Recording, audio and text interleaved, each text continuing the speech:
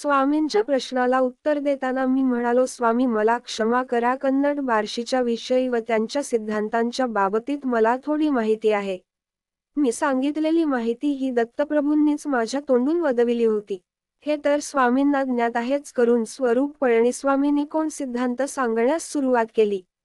ते म्हणाले, समस्त सृष्टी सुद्धा परममूल अशा अणूनही निर्माण झाली आहे. त्या परमाणूंपेक्षा सूक्ष्म अशा कणांच्या अस्तित्वाने विद्युत शक्ती उद्भवते. हे सूक्ष्म कण महावेगाने आपापल्या कक्षेमध्ये परिभ्रमण करीत असतात. सूर्याभोवती ग्रह आपल्या भिन्न भिन्न कक्षेतून परिभ्रमण करीत असतात.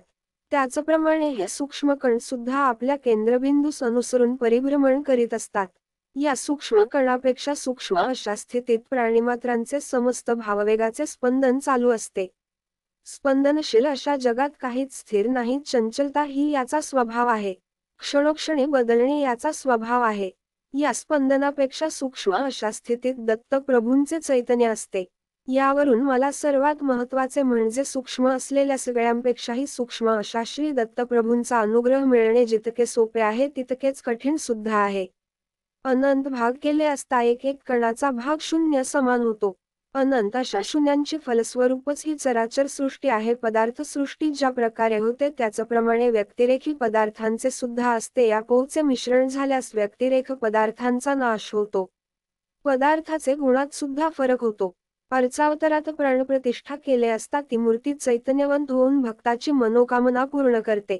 सर्व मंत्र कुंडलिनी शक्तीमध्ये असतात. गायत्री मंत्र सुद्धा या शक्तीमध्ये सामावलेला असतो.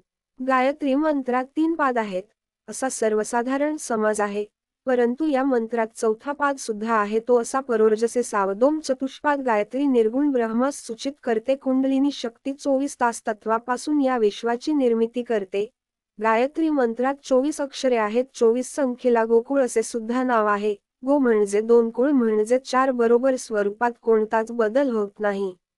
परिवर्तनातीत असे असते, म्हणून ते 9 या संख्येने सूचित केले जाते.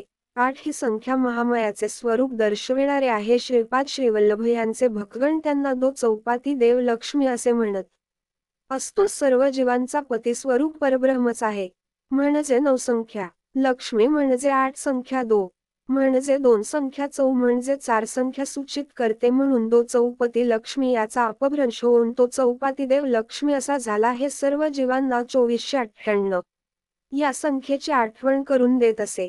गोकुळामध्ये परब्रह्म परशक्ती हे श्रीपाद श्रीवल्लभ या रूपानेच आहेत. श्रीकृष्ण परमात्मा हे श्रीपाद श्रीवल्लभ आहे. गायत्री मंत्राचे स्वरूप त्यांच्या निर्गुण पादुके समान आहे. स्वामी पुढे म्हणाले, बाबा शंकरा, स्थूल मानव शरीरात 12 प्रकारचे भेद आहेत. सर्वांना अनुभवास आलेले स्थूल शरीर सूर्याच्या प्रभावात आलेले आहे. श्रीपाद श्रीवल्लभ पीठिकापुरम मानव शरीराने अवतार घेण्यापूर्वी सुमारे 108 वर्ष या प्रदेशात आली होती. त्यांनी माझ्यावर अनुग्रह केला होता. सध्या ज्या रूपात ते कुरवपुरमला हिमालयातील काही महायोगी बद्री केदार तीर्थक्षेत्रातील बद्रीनारायणाची ब्रह्मकमळ अर्पण करून पूजा करीत होते. ती बद्रीनारायणाच्या चरणी वाहिलेली ब्रह्मकमळे श्रीपाद श्रीवल्लभांच्या चरणावर येऊन पडत.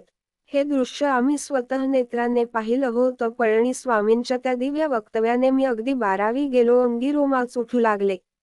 मी त्यांना विचारले, ब्रह्मकमळ म्हणजे काय? ते कोठे मिळतात? त्या फुलांनी पूजा केली असता दत्तप्रभू संतोष होता असे आपल्या सांगण्यावरून कळाले. तरी कृपा करून आपण माझ्या संख्येचे समाधान करावे.